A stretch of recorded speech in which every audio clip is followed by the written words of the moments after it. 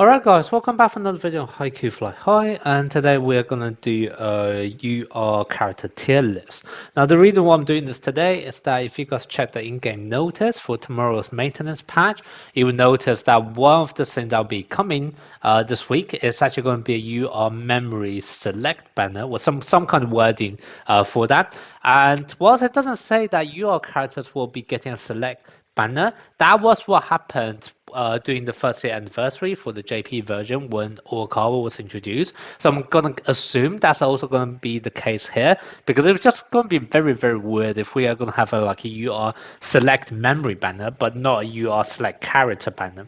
So that's kind of why I feel like it's just gonna be a good timing for me to actually do a bit of a tier list and also just kind of talk about, in my opinion, if you have some spare UR tickets available, which character is actually worth summoning for. Now, obviously, because the UR tickets and also the SP tickets cost the same amount of gems in this game, and obviously SP characters in general are just going to be so much better than the UR characters because they have higher stats and better kits, etc. I definitely wouldn't recommend anyone spending gems on the UR select recruit banner. So it's kind of more going down to you in terms of like how many tickets you have already for the UR banner, and you can just spend it there. But I definitely wouldn't spend any gems just trying to summon for specific UR character. Maybe the only two exceptions I will make is probably going to be Komori and Sakuta, and maybe to some extent Kageyama as well, who are all put at the SP levels tier, but I will talk about them one by one. Okay, but generally speaking, I wouldn't recommend spending gems to buy UR ticket just to summon for the spender. It's more just to use up whatever tickets you already have available. Okay. So in terms of the character themselves, I sorted down into 4 different tiers, and I will talk through them one by one. The top tier is going to feature 3 characters, which are what I would classify as SP level. Now, for the case of Komori and Sakuta, that's going to be very simple. They actually have stats which are equivalent to an SP character. If you check their in-game ratings, etc., their strengths, their power rating, they're all in line with other SP characters. Same thing with their memories. So that's kind of why it's very clear why they are going to be here.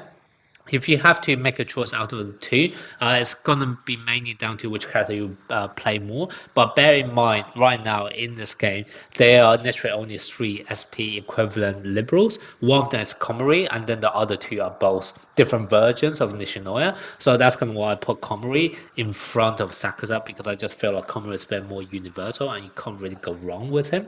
Especially like even if you go down into like 3 versus 3 PvP matches, etc., you kind of want like a SP liberal, where Sakusa potentially eventually will be outdated.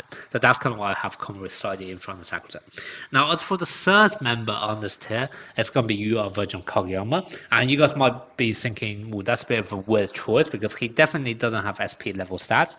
Now, in all honesty, he has higher stats than other UR characters. Like if you actually have Kageyama and also other UR characters at the same skill resonance, you'll realize that Kageyama does have slightly higher stats for rating than the other UR character, but it's not quite the same level as an SP character. So he's more like a halfway in between SP and UR. But the main reason I actually put Kageyama down on this tier is that actually, even though there's going to be SP Kageyama coming out in the future because he was just released on the JP version, I'm not actually a great fan of SP Kageyama, and if I had to have to make a choice between the UR version of Kageyama and the SP version of Kageyama, I wouldn't actually say the SP version is much better. I would actually say the gap between them are quite small, and it's gone kind of down to team composition. And if you're actually low on resources and you're just a great fan of Kageyama or like quick sparking team, I actually think putting for UR version Kageyama is actually a perfectly fine choice rather than spending it on an SP Kageyama, which is so much further down the line as well. So that's kind of why, in all sense, like if I have to compare everything, first of all, the stats level for UR version Kageyama is slightly higher than the others, and I can kind of see him as an alternative to the SP version of Kageyama as well, if you can only make a choice between the 2 of them, and that's kind of why I put him at the bottom of this SP level tier.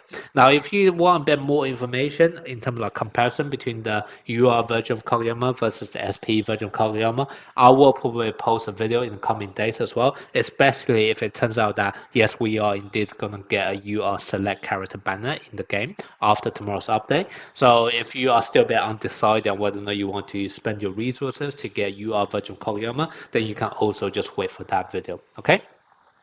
Now, moving on to the next tier, we are going to get Hoshimi Korai and also Hirogami. Now, both of them are actually very, very good character. However, the main thing is that they are both going to get an SP version, which are pretty much like 99%, oh sorry, better than them in like 99% of the areas, which is kind of why if you are going to summon for them, I still think they are terrific choices. However, it's more going to be for the interim value until the SP character or SP versions are going to be out. Okay, so that's kind of why I put them on the interim value. Both of them, even though I put Hoshimi slightly ahead of Hirogami, I value them both equally here. Okay, so if you do have some spare resources and you don't want to go for some of the SP character because, for example, you already have them and you prefer to get a new character, then I would potentially consider Hirogami or Hoshimi Korai. But that is with the assumption that you guys know in long term, once the SP characters are out, SP versions are out, then essentially the UR version will be completely power crap. Okay. Then next up, we are gonna have two characters who I'm gonna put on the niche use because there's tiny bit of value in terms of summoning for them, but very very small value. Okay, so in the first of all, both of those characters are actually very good as pinch servers. Orikawa probably have higher power, like serve power than Asumiya. However, Asumiya does have the gimmick where the opponent can't use a spiking skill. But both of them are basically perfect fine as a pinch server if you want to play them in that role.